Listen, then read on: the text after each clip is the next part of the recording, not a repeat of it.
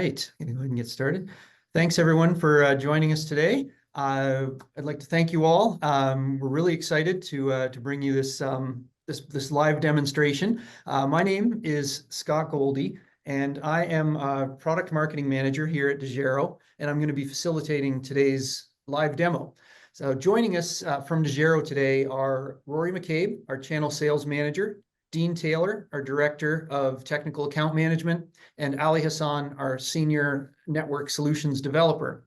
So Rory and a special guest are going to be joining us from Apex Mountain Park near Colorado, or near Golden, Colorado. And this is a location known for its challenging terrain that makes, in certain places, even basic communication difficult. So today, Rory's going to be simulating some real-life scenarios that search and rescue first responder teams face out in the field. And just before we get into the live demo itself, I'm going to go through a couple of housekeeping items here. Just to let you know, the webinar session is going to last up to 30 minutes with around 20 minutes of live video out in the field with Rory. And we'll make sure to have lots of time, probably around 10 minutes or so for questions. The recording will be available on Dejero.com soon after the session ends, and we'll make sure to send everybody that joins us here a follow-up email with those details. And if you have any questions at any time during the session today, please just use the Q&A function in Zoom, and we'll make sure to answer your questions as we go. So with that, I'm going to throw it over to Ali, who's going to talk a little bit about the network environment that Rory's navigating. Of course, Scott. And hello, Rory. We've got a map that is showing, kind of setting the scene of where Rory is here in the foothills of Colorado. And let me zoom in on where he is, just as an indication of the challenges of the coverage where he is. Rory's pin, which he's sharing his location with me, is nowhere near where he actually is. But we are getting great audio and video from that same device. Here's Apex Mountain Park. In the area where Rory actually is.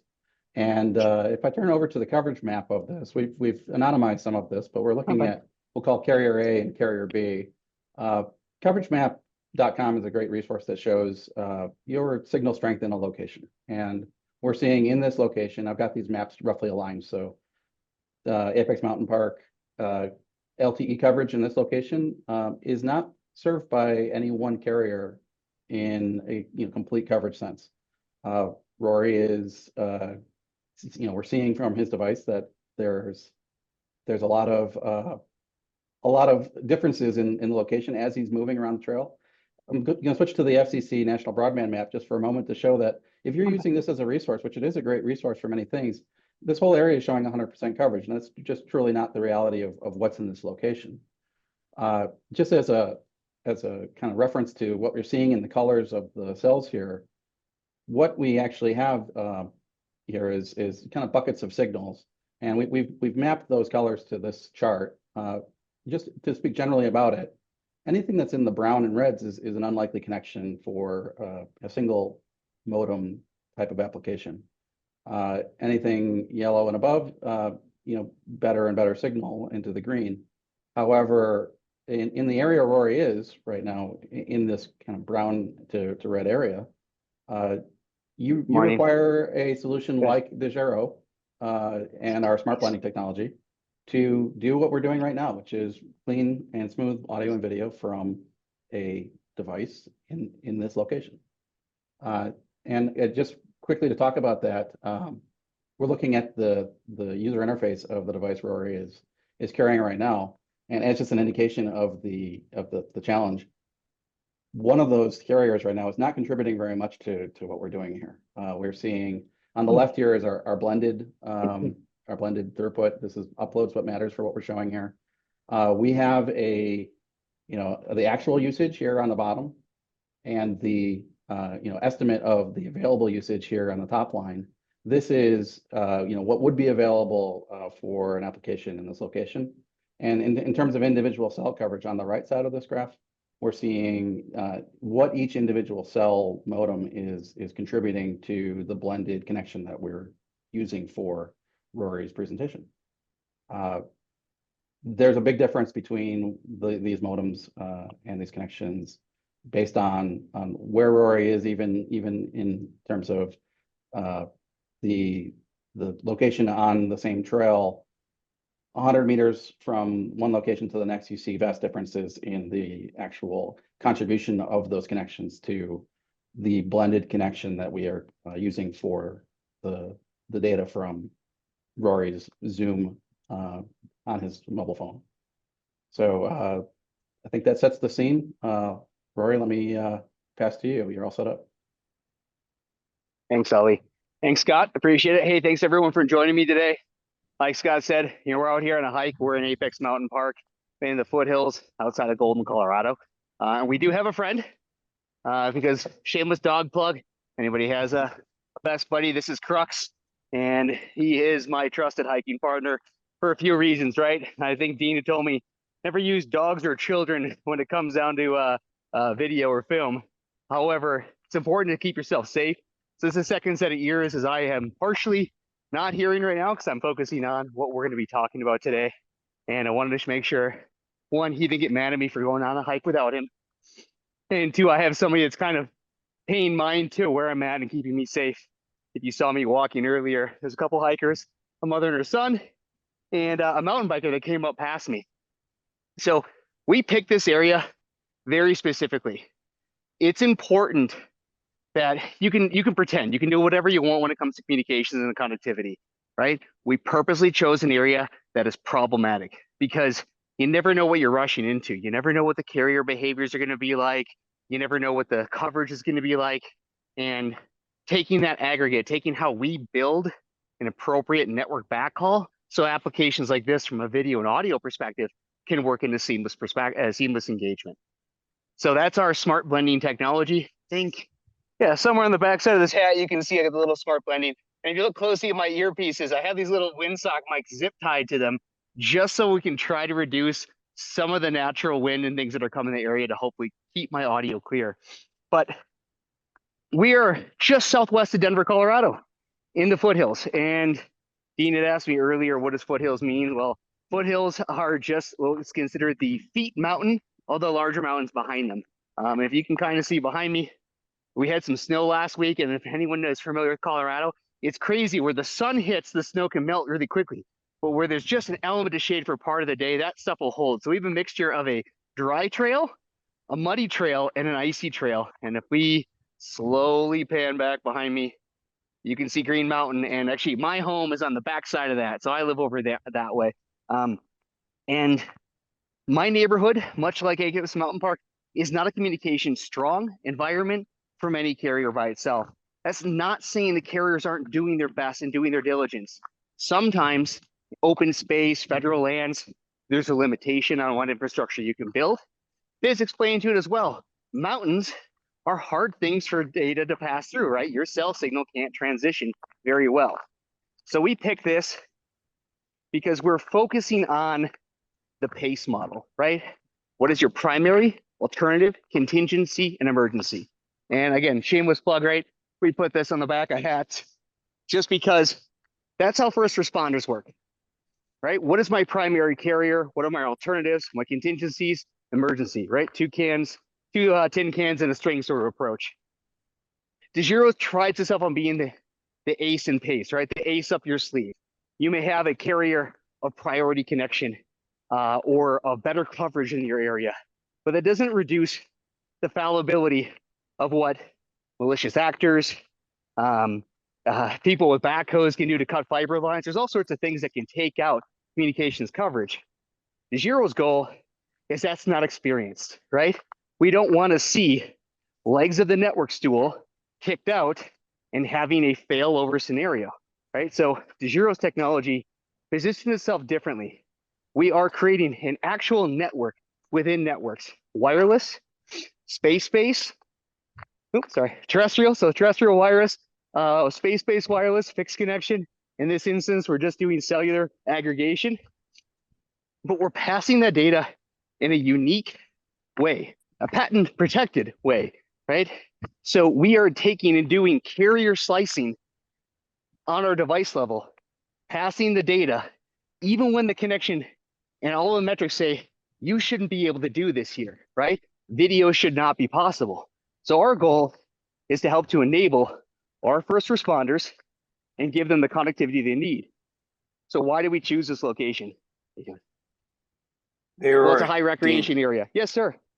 Hey, so we Scott showed the pace slide and we went over that. So coming from an incident command system, can you share a little bit about, you're going to talk a little bit about that location, but how that fits into the ICS model, right? The pace is important for that.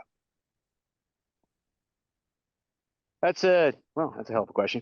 Okay. Yeah. So, sorry. The ability and the opportunity to ensure that the continuity communications is always maintained. That's what we're talking about, right? Yep. Okay. All right. So we've had major carriers have different challenges throughout the year. We've had core upload failures. We've had data breaches that have caused malicious behavior. We've had people take out network switches over years past. The reliance upon a single connection is a risk, right? It completely breaks the pace model. So law enforcement will carry, extra handcuffs, zip ties. EMS will have more than a few bandages.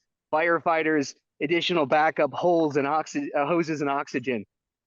If you work this way for everything else that you do in your job, why would you not work the same way when it comes to communication? Why would you not safeguard everything that you need to do?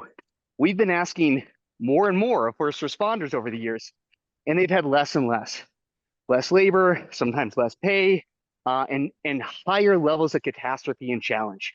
We want you to think about communications, but we want you to think that it's just going to work. It's going to be there. It's going to be reliable. And it is part of your model, but it is the secondary aspect, right? I can run towards challenge network connectivity, challenge environments to support and help those. So in this area, we have repeated instances of mountain bikers getting hurt, broken legs, requiring EMS to come in with a gurney. And Dean, remind me, the real name of the gurney is, I keep forgetting. Litter. A litter. Litter. You'd think I'd remember that, but all right. So the litters out here are a single wheel and they're propped up on shocks. It could take a half an hour to an hour to hike back in just to get to that person. What can happen between getting to them, finding them, assessing the situation, and then determining what attention they need back to support them that may be above and beyond the EMS that's responding? If you have data, how much better can you do your job to get that information back to a trauma center? We've had other incidents where animal control has been called in. Dog got off leash this September recently, attacked and killed another dog. Animal control had to come back in and respond. The time to get there, communicate back out, report, and inform is challenging, right? The faster you can do that, the more you can mitigate an already problematic situation. That would be inclusive of a wildfire that happened here 5 years ago. Thankfully, they got it under control really quickly, but alerting the public, if you can look down below me, we're in a bad communications environment. There are neighborhoods that butt up against all of these foothills. It is imperative that we are capable of responding and also communicating out evacuation requirements and needs. So we have fire and snow in Colorado, but it can be torrential rain.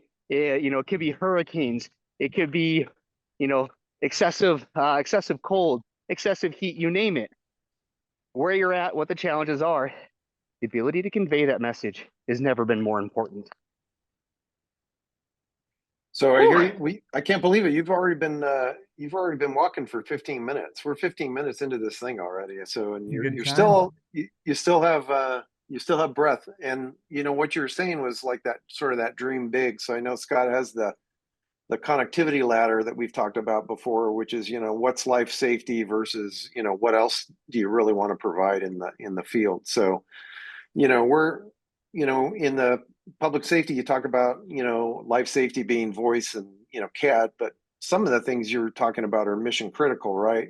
Telemetry, apps, biometrics, and then moving into, interoperability where you have mutual aid, where you have people all people from all walks of life out there coming together to, do a rescue. And then finally, the future proofing, which is what we're doing today, right? It's like streaming live video from a place it shouldn't occur.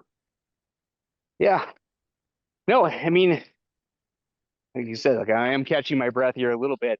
5280, Mile High is Denver. My home is 600 feet above Denver. Golden is slightly above my home. So air gets thinner, and I wasn't born in Colorado. I was a flatlander, Minnesotan originally. So I have my lungs. I can do a lot, but yeah, you still even need to catch your oxygen.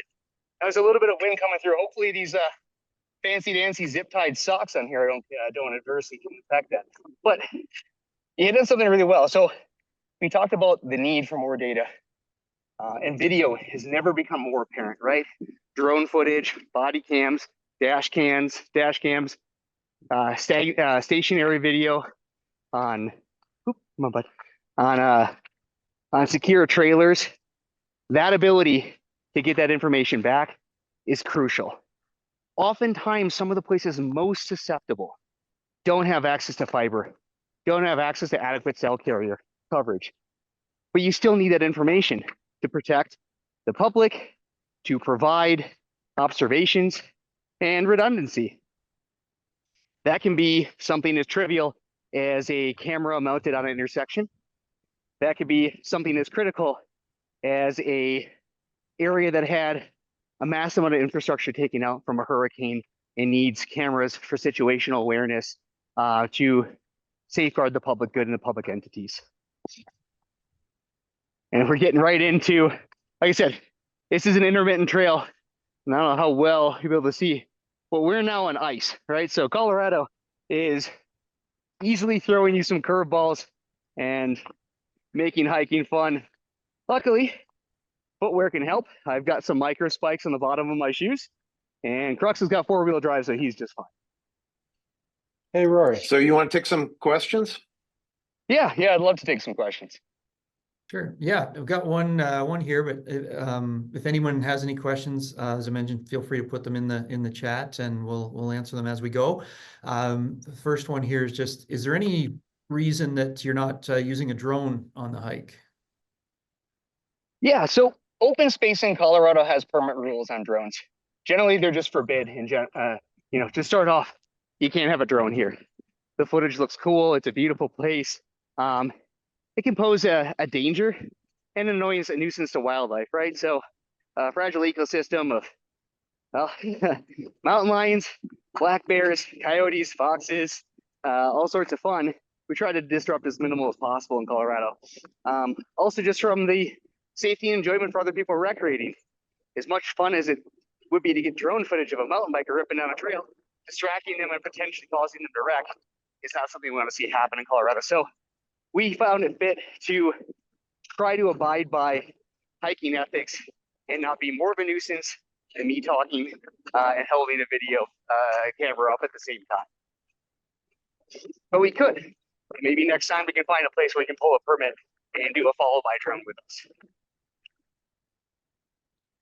It's great. Rory. Yeah, I've got another one here for you. Is could you use a mobile SATCOM device with our products? Yeah, actually anything that has an Ethernet cable. So we're agnostic. We're Switzerland when it comes down to what your data connections are, which means I can plug it in, a small Leo dish. You can think many brands out there, your OneWebs, your Starlinks, your so on in the world. About 15 seconds after plugging in the Ethernet connection, it will start blending it instantaneously.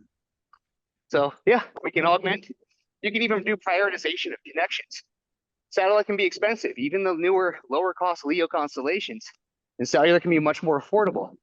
You can have it set where it only starts passing data if and when the bandwidth that you predetermined needed to support your baseline applications is at risk. Then it'll start passing data that way to the point where it can fully move it over. But it's very important to understand, we don't fail over. We don't load balance, we don't flow duplication, right? Failing over means if one of these carriers dropped off, it would take a time for the software to hand to the other profile and start retransmitting information, which causes a loss of data. And in first response, that's life and death. Don't want to see that happen. In a load balancing scenario, I'm taking two radios, splitting my traffic and fire it across both links. The benefit of that is you can get bandwidth for each application level being steered and throughput because you're not clogging it with more information. However, they don't talk to one another. There's no unification of that information. I like to say like a 1970s martial arts movie. The lips are moving, but the audio doesn't sync very well. That's what you see in those scenarios. And if we kick out, have a failure, coverage, network challenge of one of those radios, you lose that data. There's no store forward redial. You put a problematic position of the safety of the communications you so desperately need. Flow duplication means I take those 2 channels or however many pipes I have, and I try to push the same message through everything. Carriers aren't stupid. They actually see how you're doing this. They look at the integrity of their network. And if that could detract from the other priority users that are out there, it will not let you transmit that data in the manner you think. Plus, they're unending streams of data. Because they're not actually broken up down to a hashed out level or packet level, one blip means you don't get anything. That's So then great. let's kind of shift over. Yeah, Rory, Sorry, is there any more I'd love questions? to- Otherwise, I can talk about bonding. Yeah. Yeah, I was I'd just love going to to say, we got demonstrate one about thing 10 quick. minutes left, and so far there's another 6 questions, and they're coming in, they're rolling in. So I'm going to All right, yeah, take them. at you here. This one's local and a little more time sensitive, so I'm going to start with it. But it's a question from Monty Dent saying, "Are you currently running on battery? If so, how long will it run? And by the way, wave towards Highlands Ranch. I'm watching from my office." Okay. Highlands Ranch is over back that way. And we're going to get, so give me 1 second, I'll answer, but I want to let our friend on the mountain bike Sure. fire down a really fun feature. So I yeah, would have stopped to wait to repeat hit that too. Exit. Just to repeat the question, it's, are you currently running on battery? And if so, how long will it run? Yeah, so this is a built-in 2-hour battery. It comes with the backpack. There's actually an expansion. This is initially built for broadcast news media, which means you can jack in, well, in this one, a gold mounted battery and extend that up to 6 hours in total. But we get 2 hours of runtime on the built-in battery and the end caps. It also has a hard drive built in to be able to, if you did happen to find yourself in a place where I don't have satellite and there is absolutely no even sliver of a network available, capture that image and that video, transmit it once the network becomes available. Because we are chefs, right? We can make you a hell of a recipe with ingredients, but without ingredients, I can't conjure that from nowhere. A great tool, not a magic wand. Oh, but what's the next question, Scott? Yeah, kind of along these lines, it's asking, how many SIM cards are you using? We have 4 radios and 4 corresponding SIM cards within this. This device does have both a primary built-in SIM tray and a secondary, which means if you were traveling abroad or different things, you wanted to shift and change out carriers that may not exist in your jurisdiction for your coverage or needs, you can always swap it out for international variants. Like I said, we're everyone's friend, like a pub in Ireland. Come in, sit down, have a pint, everyone's welcome. Yeah, just quickly too, I wanted to mention, Ollie mentioned that he's got an example of a signal dropout. So maybe, Ollie, if you want to take a second here before we get back into the questions, feel free to share that with us. So I'm sharing my screen just to show, Rory was mentioning this, exactly right in time with the data. We've had, a couple events that I think are useful to point out.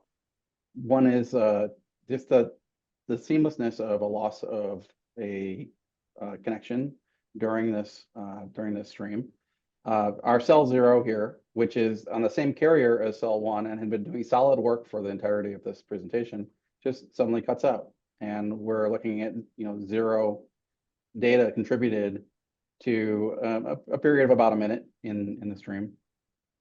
A few minutes later, cell 2, which is on the same carrier, cell 3, different from the cellular carrier that dropped out originally, drops out and is contributing minimal data for a period of about 30 seconds in the stream. None of this has any effect on the actual connection that is carrying Rory's data to the internet and to us right now, because as Rory mentioned, failover is not really what's happening here. It's it's a blending of all of the connections that are available. The loss of a connection I appreciate it. is simply a loss of one member of a pool that's available for blending, and the data is moved over one of the other members in the pool. Very, very simply and transparently handled. The effect is essentially failover, but it's inherent to our smart blending technology. I appreciate Well, that Rory, back to highlight, you. Ollie. 4 Scott, you said a minutes. couple more questions. We got 4 Yeah, minutes for left, sure. so let's try to see what we can Yeah. get through. Yeah, If just we got a- can't answer anything, we will follow up. Yeah, for sure, for sure. So one here is what are the bandwidth and speed capabilities in critical situations? So we'll start with, it can vary by network and behavior, to even what scraps we can have. But actually, Ali, can you share your screen? So we can go up to 300 by 300 pipe. We've consistently been improving that. We don't like to advertise, but we can over-index that.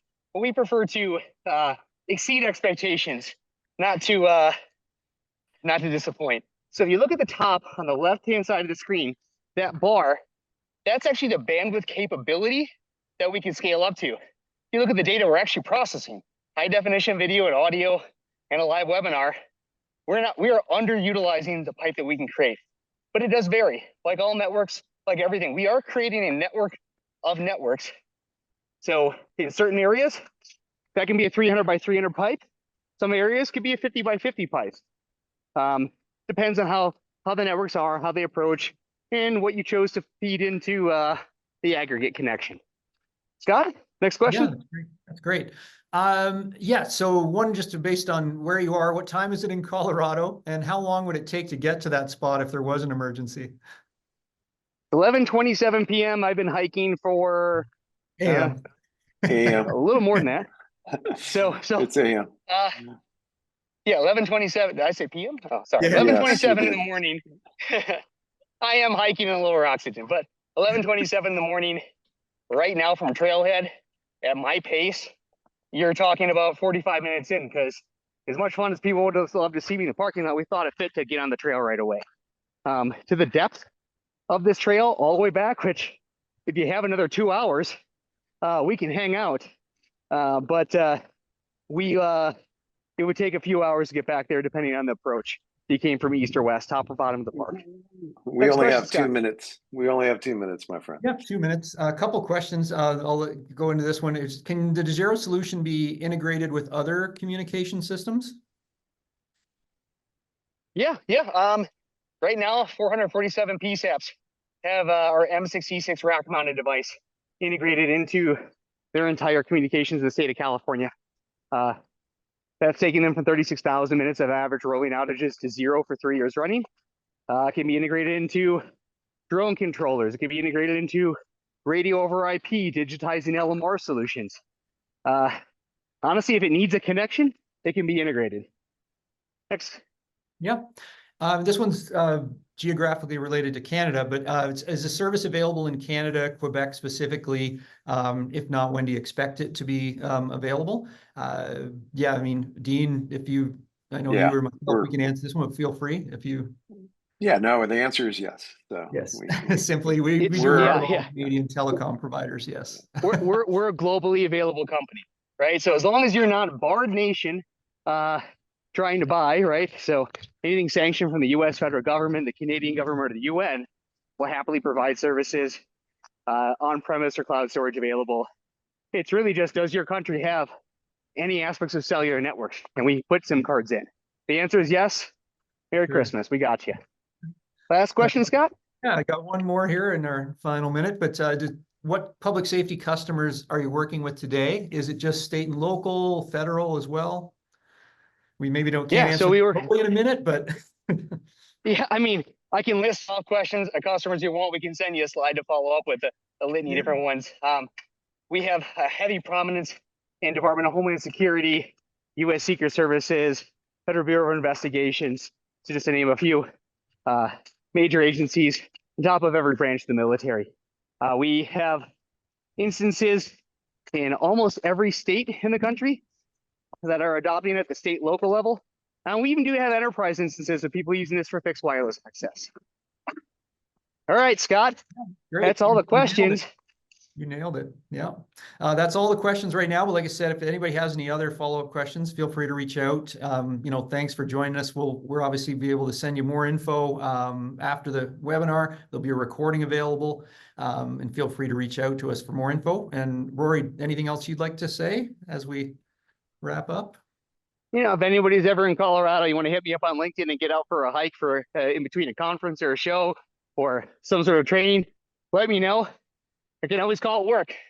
Today is probably some of the most fun I get to have with work is getting out, enjoying the sunshine, and not being trapped at my computer. That's great. That's great. Thanks again, everyone, for joining us today. And again, please feel free to reach out if you have any questions, and we'll be in touch soon with a follow-up and the recording available. Thanks, everybody. Have a great day, everyone. Rory, get home safe. I was going to hike for another couple hours. Might That's as okay, well. right, Scott? Yeah, no problem. I'll cancel our call after this. All right. Thanks, everyone. Take Bye. care, everyone.